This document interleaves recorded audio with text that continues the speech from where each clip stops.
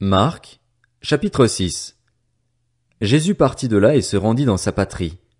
Ses disciples le suivirent. Le jour du sabbat, il se mit à enseigner dans la synagogue. Beaucoup de gens l'entendirent. Ils étaient étonnés et disaient, « D'où cela lui vient-il? Quelle est cette sagesse qui lui a été donnée? Et comment de tels miracles se font-ils par son intermédiaire?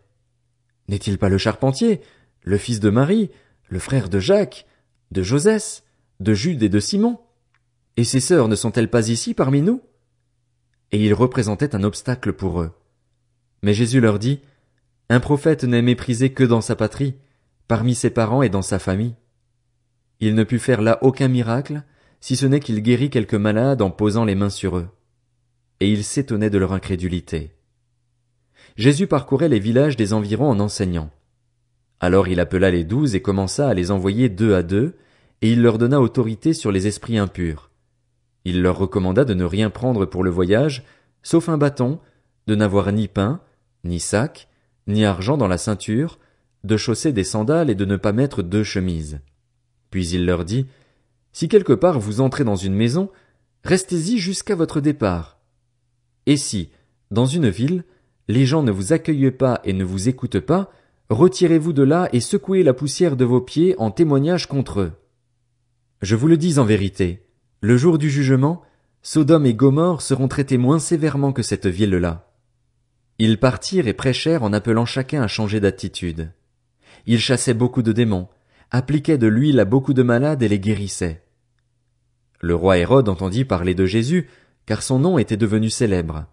Il disait, « Jean-Baptiste est ressuscité, et c'est pour cela qu'il a le pouvoir de faire des miracles. » D'autres disaient, « C'est Élie. » Et d'autres disaient, « C'est un prophète, comme l'un de nos prophètes. » Mais Hérode, en apprenant cela, disait, « Ce Jean que j'ai fait décapiter, c'est lui, il est ressuscité. » En effet, Hérode lui-même avait fait arrêter Jean et l'avait fait enchaîner en prison à cause d'Hérodiade, la femme de son frère Philippe, qu'il avait épousée, car Jean lui disait, « Il ne t'est pas permis d'avoir pour femme l'épouse de ton frère. » Furieuse contre Jean, Hérodiade voulait le faire mourir, mais elle ne le pouvait pas, car Hérode redoutait Jean, sachant que c'était un homme juste et saint, et il le protégeait.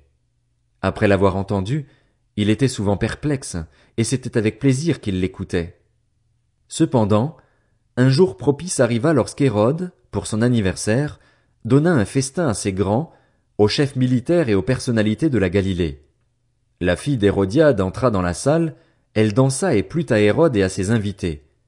Le roi dit à la jeune fille, « Demande-moi ce que tu veux, et je te le donnerai. » Il ajouta avec serment, « Ce que tu me demanderas, je te le donnerai, même si c'était la moitié de mon royaume. » Elle sortit et dit à sa mère, « Que demanderai-je? » Sa mère répondit, « La tête de Jean-Baptiste. » Elle s'empressa aussitôt de rentrer vers le roi et lui fit cette demande, « Je veux que tu me donnes à l'instant, sur un plat, la tête de Jean-Baptiste. » Le roi fut attristé, mais, à cause de ses serments et des invités, il ne voulut pas refuser.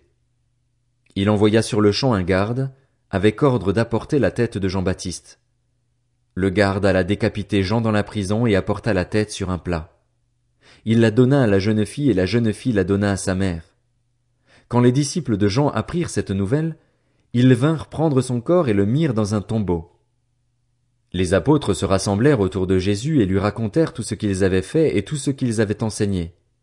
Jésus leur dit, « Venez à l'écart dans un endroit désert et reposez-vous un peu. » En effet, il y avait beaucoup de monde qui allait et venait, et ils n'avaient même pas le temps de manger.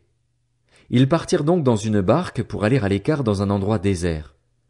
Beaucoup de gens les virent s'en aller et le reconnurent, et de toutes les villes on accourut à pied et on les devança à l'endroit où ils se rendaient. Quand il sortit de la barque, Jésus vit une grande foule et fut rempli de compassion pour eux, parce qu'ils étaient comme des brebis qui n'ont pas de berger, et il se mit à leur enseigner beaucoup de choses.